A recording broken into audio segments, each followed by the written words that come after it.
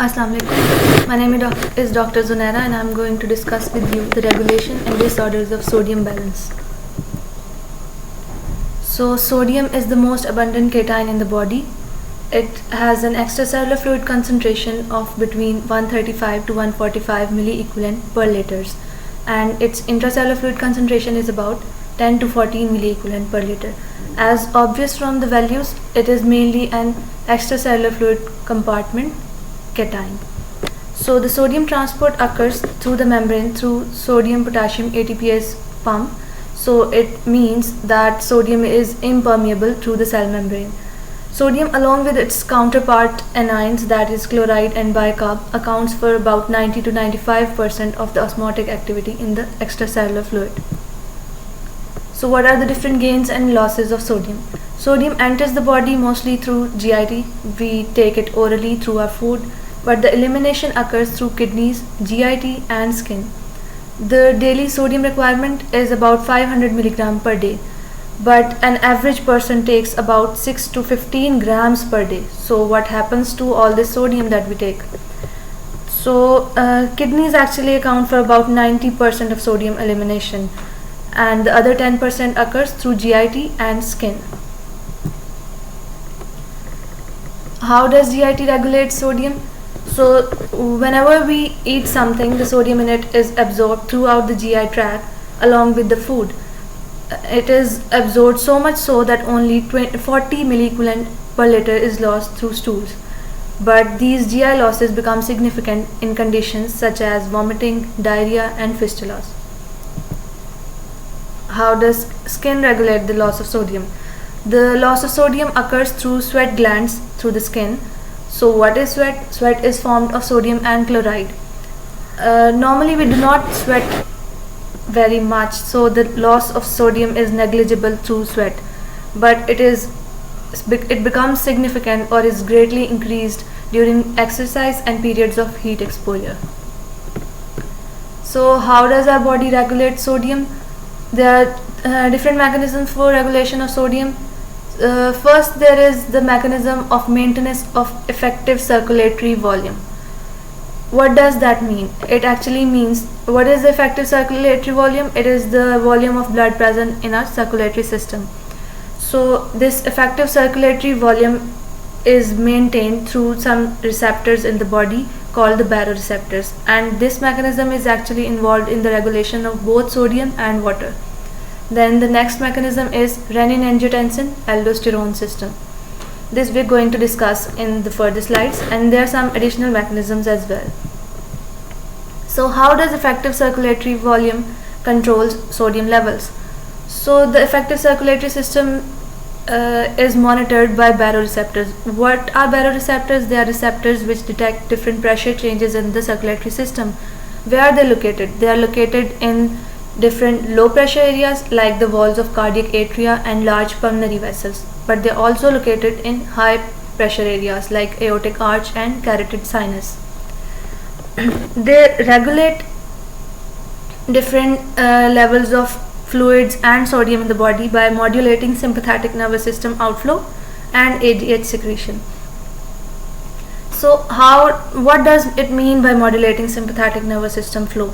Whenever there is increased blood pressure in the body, the baroreceptors would detect that increased pressure, and what would they say to the sympathetic nervous system? They would want the sympathetic nervous system to shut down or decrease its sympathetic activity to decrease the blood pressure, and vice versa whenever there is a decrease in blood pressure. Sympathetic activity then regulates the tubular reabsorption of sodium and renin release. And the other mechanism by which these baroreceptors work is by causing ADH secretion or inhibition. So the second mechanism is the renin-angiotensin-aldosterone system. So as you can see in the diagram, the liver produces a protein called angiotensinogen, which is acted upon by a protein through the kidney called renin and converts the angiotensinogen into angiotensin 1. Then there is an enzyme called angiotensin converting enzyme, which is produced both by the lungs and the kidneys, and it converts angiotensin 1 to angiotensin 2. Then angiotensin 2 acts upon the adrenal cortex and causes the release of aldosterone. What are the functions of aldosterone? They cause the absorption of sodium and chloride, and some other functions of aldosterone include potassium excretion and water retention. Another function of angiotensin II is to cause the release of ADH from the posterior pituitary. What would ADH do? It would cause an increased water absorption. Another function of angiotensin II is, as obvious from its name, it is angiotensin. Angio, by angio we means blood vessels, and by tensin we means something that tenses or constricts a thing. So a function of angiotensin II is to cause arteriolar vasoconstriction and thereby causing a increase in blood pressure. Angiotensin II also results in an increased sympathetic activity. So the overall effect of the whole angiotensin aldosterone system would be sodium and water retention, increased circulatory volume, increased renal perfusion. Then the other additional mechanisms which I mentioned before, they include atrial natriuretic peptide (ANP), thirst, and ADH secretion, which control sodium indirectly. So what is atrial natriuretic peptide? As obvious from the name, it is atrial, that is produced by the stretching of the atria. It is natriuretic, that is it causes natriuresis or the removal of sodium through urine, and it is a peptide. The mechanism by which thirst and ADH secretion affect sodium have been discussed with you in the last lecture. Now we move forward to disorders of sodium regulation. There are mainly two disorders, which are hyponatremia and hypernatremia. First we are going to discuss hyponatremia. As I mentioned before, the normal concentration of sodium in the plasma is between 135 to 145 milliequivalent per liter. So whenever the plasma sodium concentration is less than 135 milliequivalent, it is called hyponatremia. So there are major two types of hyponatremia. It may be hypotonic hyponatremia or hypertonic hyponatremia. So what does the term tonicity imply here? You have discussed this tonicity in details in previous lectures, but to review, it simply means that if a fluid has a hyperosmotic pressure or is hyperosmolar, it is called hypertonic fluid, and whenever it is hypoosmolar or contains less osmotically active substances, it is called hypotonic. First, hypotonic hyponatremia, that is the most common type of hyponatremia. Then to illustrate, it is further divided into three types: euvolemic, hypovolemic, and hypervolemic. What does euvolemic mean? It simply means that the volume of this compartment of fluid is normal. In hypovolemic, the fluid compartment has less volume, and in hypervolemic, there is increased volume in the fluid compartment. So when would the conditions of euvolemic hypotonic hyponatremia occur? They would occur with increased loss of sodium or in conditions with decreased loss of water. And then the hypovolemic hyponatremia would occur when there is loss of both sodium and water. So when would the volume decrease? Whenever there is loss of water. In this condition, the water loss is there, so it is hypovolemic. In euvolemic, there is decreased loss of water, that's why it is euvolemic, because the water is not being removed from the body, so the volume remains same, but as there is still a loss of sodium, so it is causing hyponatremia. The third one is hypervolemic hyponatremia. It occurs in conditions where there is already an increased extracellular fluid. So what are those conditions? These are the conditions of fluid overload. Then the other major type is hypertonic hyponatremia. It is less common than the hypotonic type. It is also known as translocational hyponatremia. So when does it occur? It occurs in the states of hyperglycemia. So as you already know, glucose is an osmotically active compound. So whenever glucose is present in the extracellular fluid in larger amounts, in conditions of hyperglycemia, what would it cause in the extracellular fluid? It would make the extracellular fluid hypertonic or hyperosmolar. So whenever the extracellular fluid is hyperosmolar, it drags water from intracellular fluid. So there is an osmotic shift of water from intracellular fluid into the extracellular fluid, or there is a translocation of water from the intracellular fluid to extracellular fluid. So this is a table from your book. It explains different causes and manifestations of hyponatremia. So as I discussed with you earlier, there are the two major types, that are the hypotonic hyponatremia and hypertonic hyponatremia. Hypertonic hyponatremia I just explained to you, and then the most common category like hypotonic hyponatremia is further divided into hypovolemic hyponatremia, then euvolemic hyponatremia, and then hypervolemic hyponatremia. So we are going to discuss only one example from each. So in terms of hypovolemic hyponatremia, let's discuss GI losses. What is happening in GI losses is whenever there is vomiting or diarrhea, the fluid is being removed from body. Not only sodium is being removed, but also water is being removed. Like when you vomit, there's both sodium and water in the vomit, or in case of diarrhea as well. So there is decreased sodium along with decreased extracellular fluid volumes, then hence it's called hypovolemic. Then in case of euvolemic, it occurs in conditions such as SIADH, or a condition in which there is increased ADH level. So what ADH is doing is it's retaining water in the body, but still there is sodium being removed from the body. So there is a hyponatremia, but the water levels are still normal. So it is called euvolemic or normal volume. Then the third one is hypervolemic. These occur in the condition, as I told you before, of fluid overload. So as seen in the example, decompensated heart failure, advanced liver disease, or kidney failure. These are all three conditions in which there is fluid overload in the body. So what is happening? There is decreased serum sodium, but there is increased extracellular fluid in the body. What are going to be different manifestations? The lab values are going to be obviously the serum sodium levels would be below 135, and in hypotonic ones the serum osmolality would be less than 280, and in the hypertonic one the serum osmolality would be more than 80. And what are the different signs and symptoms? There would be muscle cramps, weakness, headache, depression, a feeling of impending doom, personality changes, lethargy, stupor, coma, and then the GI manifestations like anorexia, nausea, vomiting.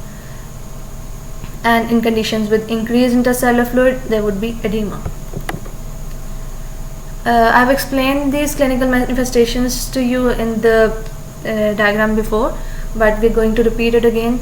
What are going to be different clinical manifestations? They are going to be muscle cramps, weakness and fatigue, apathy, lethargy and headache, progressing to disorientation, confusion, gross motor weakness, and depression of deep tendon reflexes. The seizures and coma can occur at extremely low levels of sodium. But if this condition of hyponatremia is developing slowly, the signs and symptoms may not appear until the levels become as low as 120 milliequivalent per liter. How you're going to diagnose? You're going to observe the lab reports, you're going to assess the patient's volume status, you're going to see if there are any predisposing factors like fluid overload or an other disease, and you're going to see the sign and symptoms. Now for the treatment. The treatment mainly relies on finding the underlying cause. In diseases like SIADH, you would limit the water intake and discontinue the drugs which may be causing SIADH. In conditions with sodium deficiency, when there is decreased oral intake, you would prescribe oral saline or IV saline. And in the patients with symptomatic hyponatremia, what I mean by symptomatic hyponatremia is the patients with neurological signs or more severe conditions. These patients would be treated with hypertonic saline and loop diuretics. But you have to be beware of central pontine myelinolysis. What does it mean? Whenever you correct the sodium levels in the body rapidly, it may cause demyelination of the brain cells. and it would cause neurological signs or even death. The other major condition is hypernatremia. So the hypernatremia obviously means a sodium concentration of more than 145, as the normal range is between 135 to 145. So I told you before, sodium is an impermeable solute, so it contributes its tonicity and induces movement of water across cell membrane. Sodium is impermeable, so it cannot move across the membrane, but what it can do is cause the movement of water across the membrane. Whenever there would be hypernatremia means increased sodium levels. There would always be hypertonicity of extracellular fluid. What it means is extracellular fluid would have increased sodium levels, which would exert its osmotic effect and cause hypertonicity. Due to the hypertonicity of extracellular fluid, there would be a shift of water from intracellular fluid to extracellular fluid, causing a cellular dehydration. The water is being removed from the intracellular fluid, so the cells are becoming dehydrated. This is a table explaining different causes and manifestations. So what are the different causes of hypernatremia? Hypernatremia may occur due to excessive water losses. So whenever water is being removed preferentially than sodium. What I mean by that is there is more water being removed from the body than sodium. The examples are watery diarrhea, excessive sweating, increased respiration in tube feedings and in diabetes insipidus. Or the other cause may be decreased water intake. What decreased water intake would do, that it would concentrate the extracellular fluid and there would be a condition of hypernatremia. When would there be decreased water intake? When there is unavailability of water, there is oral trauma, there is impaired thirst sensation, there is withholding of water for therapeutic reasons, or the patient is unconscious. The third cause would be excessive sodium intake. So whenever we are administrating patient with sodium containing parenteral fluids, or whenever there is a patient of near drowning, that is, the patient has drowned but is still alive. The different lab values would be serum sodium level above 145, increased serum osmolality, increased hematocrit and BUN. Different signs and symptoms would include polydipsia, oliguria or anuria. Then the signs of intracellular dehydration are further the dry skin and mucous membranes, decreased tissue turgor, tongue rough and fissured, decreased salivation and lacrimation. Then the signs due to the movement of water out of brain cells, like I explained before, there would be cellular dehydration. So cellular dehydration is also occurring in the brain.